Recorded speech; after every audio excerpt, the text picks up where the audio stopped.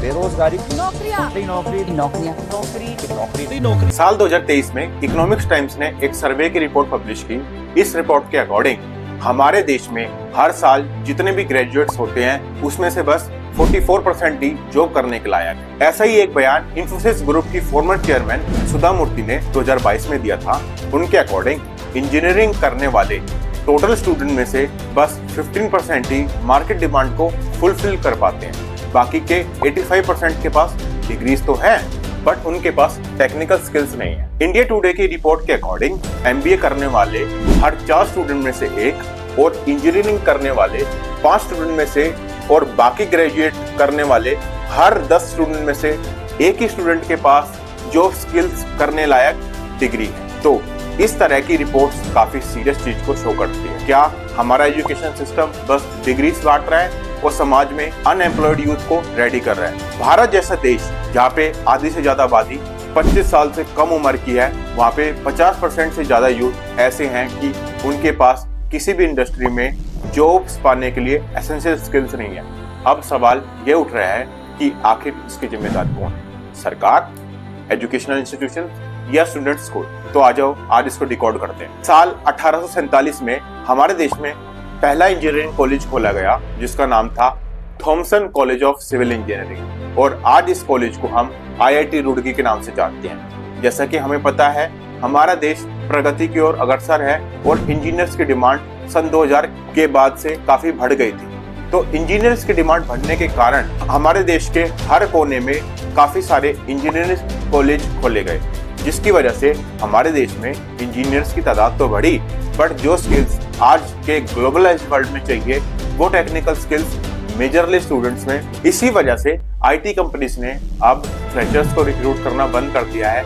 इसकी वजह से पिछले कुछ सालों में इंजीनियरिंग कॉलेज में एनरोल करने वाले स्टूडेंट्स की तादाद काफी गिर गई है। साल 2016 में जहां इंजीनियरिंग करने के लिए एनरोल होने वाले स्टूडेंट्स की संख्या 40 लाख थी, वही संख्या 2021 में 36 लाख पे पहुंच गई।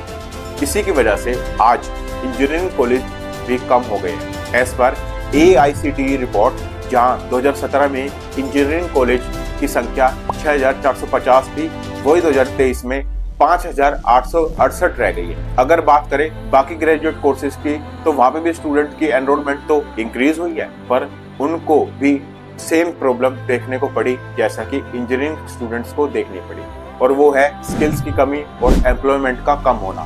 फाइनेंशियल एक्सप्रेस की एक रिपोर्ट के अकॉर्डिंग हमारे देश में 78% ऐसा युवा है जिनके पास प्रैक्टिकल स्किल्स की कमी है और इसका जो मेन कारण है वो है आउटडेटेड कैरिकुलम, क्योंकि आज भी हमारे कॉलेज में वही पढ़ा रहे हैं जो 1960 में पढ़ाते थे और मेजर फोकस टीचर का रोट लर्निंग और एग्जाम ओरिएंटेड लर्निंग पे होता है कि कैसे बच्चे पास हो जाए और वो अपना पासिंग रेशियो को ज्यादा दिखा सके। बट आज के इस ग्लोबलाइज्ड वर्ल्ड में चीजें काफी चेंज हो चुकी हैं।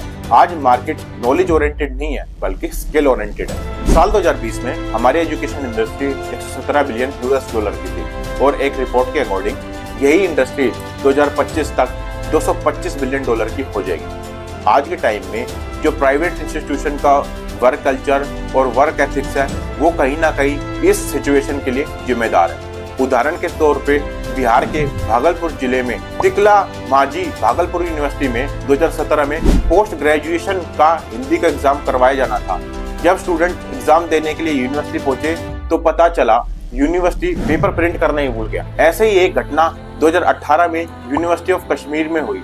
जब पर्शियन स्टूडेंट एग्जाम देने गए तो पता लगा यूनिवर्सिटी ने तो पेपर ही प्रिंट नहीं किया। ये बस एक दो एग्जाम्पल नहीं है, ऐसे पता नहीं कितने एग्जाम्पल हैं जहां कॉलेज एग्जाम करवाना ही भूल जाता है और बच्चों को ऐसे ही प्रमोट कर दिया जाता है ताकि वो अपनी गलतियां छुपा सके। तो अब आप खुद ही अंदाजा लगाओ, जब बच्चों को सही समय पे सही ज्ञान और बिना एग्जाम के प्रमोट किया जाएगा तो उनके अंदर स्किल्स की कमी तो होगी ना। तो आइए समझते हैं कि सिस्टम इसके लिए कैसे जिम्मेदार है। तो देश में फर्स्ट एजुकेशन पॉलिसी 1968 में आई थी जिसको इंदिरा गांधी जी ने इंट्रोड्यूस किया था और तब से अब तक जितनी भी पॉलिसीज आई उसमें चेंजेस के बारे में बात तो हुई पर बदलाव देखने को मिला नहीं। एग्जाम्पल के तौर पे हमारी नेशनल एजुकेशन पॉलिसी 1968 के अकॉर्डिंग हम अपना 6% टोटल GDP का एजुकेशन पे स्पेंड करेंगे। और सेम इसको 1986 के नेशनल एजुकेशन पॉलिसी में दोहराया गया और 2020 की नेशनल एजुकेशन पॉलिसी में भी यही कहा गया है। परंतु इंडियन इकोनॉमिक सर्वे 2022-23 की रिपोर्ट के अकॉर्डिंग भारत अपनी एजुकेशन पे अपनी टोटल जीडीपी का बस 3.5 स्पेंड कर रहा है, जो कि 6% के टारगेट से भी काफी कम है। और अगर इसको हम और देशों से कंपेयर करें तो बेल्जियम जैसा छोटा देश अपनी एजुकेशन पे 6.2% तक स्पेंड कर रहा है एजुकेशन पे, भूटान 8.1% तक, यूके 5.3% तक। तो इसमें अगर देखें तो जिनकी जीडीपी हमारे देश से काफी कम है वो भी एजुकेशन पे काफी ज्यादा स्पेंड कर रही है।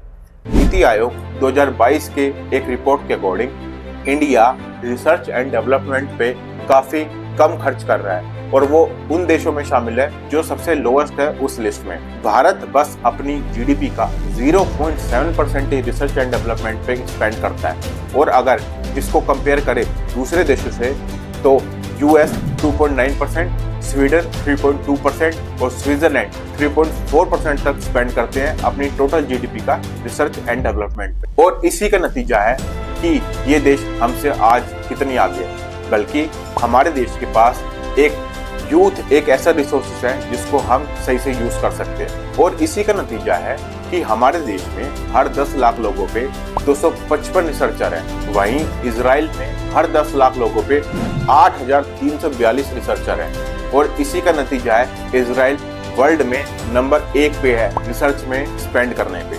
अब बात करते हैं स्टूडेंट्स की। बस सिस्टम को ब्लेम करना सही नहीं होगा और इसके लिए स्टूडेंट्स भी काफी हद तक जिम्मेदार हैं और इसका मेजर कारण है हर्ड मेंटालिटी, मतलब कि भेड़ चाल। आजकल स्टूडेंट पीयर ग्रुप में रह के दूसरों से इन्फ्लुएंस होके या दोस्ती निभाने के चक्कर में करियर चूज कर लेते हैं और ये उनके लिए सही नहीं है, या वो जिन करियर्स में जाते हैं उनमें वो स्किल्स अवेलेबल नहीं होती तो ये करियर तो चूज कर लेते हैं बट बाद में उनमें अपना 100% नहीं दे पाते और लास्ट में होता क्या है कि इनके पास डिग्री तो मिल जाती है पर इनके पास स्किल्स नहीं हो पाती। और आपने 3 इडियट्स तो देखी होगी जिसमें फरहान बोलता है अब्बा नहीं मानेंगे, मतलब कि पेरेंट्स का प्रेशर कि शर्मा जी का बच्चा अगर वो कर रहा है तो वर्मा जी का भी बच्चा वो ही करेगा।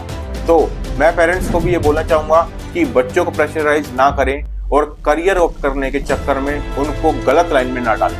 उनको समय समय पर करियर काउंसलर से कंसल्ट करवाइए ताकि वो अपना एक राइट करियर ऑप्ट कर सके। और अगर आपको हमारी वीडियो अच्छी लगी तो subscribe our channel. Thank you.